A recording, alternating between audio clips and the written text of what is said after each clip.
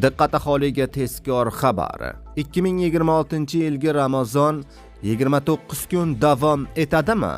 Ramazon hayitining sanasi e'lon qilindi. Barcha fuqarolar tezda xabardor bo'ling. Assalomu alaykum, hurmatli tomoshabinlar. O'zbekistonda va jahonda sodir bo'layotgan eng so'nggi va dolzarb yangiliklarni o'tkazib yubormaslik uchun hoziroq like tugmachasini bosib qo'yishni unutmang. Vitronik tabobat olamida ajoyib yangilanish. Erkaklarda uchrovchi prostata bezi adenomasi, surunkali prostatat holatlarida achishish, og'riq, kam peshob ajratish holatlarini bartaraf etuvchi ajoyib vosita. Umumquvvatni oshiradi, jinsiy faoliyatni yaxshilaydi. Erkaklarning haqiqiy ishonch manbai. Mahsulot ta'sirini 5-7 kun ichida sezasiz. Vitronik har tomchisida mo'jiza. Diqqat qiling, Ramazon hayiti sanasi e'lon qilindi.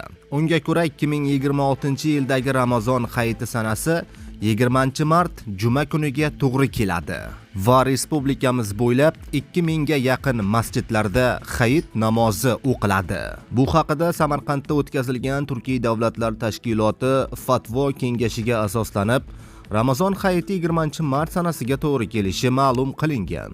O'zbekiston musulmonlari idorasi ham ushbu kengashga a'zo. Agar hayit ayyomi O'zbekistonda ham 20-mart kuniga to'g'ri kelsa, bu yilgi Ramazon oyi ham 29 kunda yakunlanishi mumkin, deyiladi xabarda.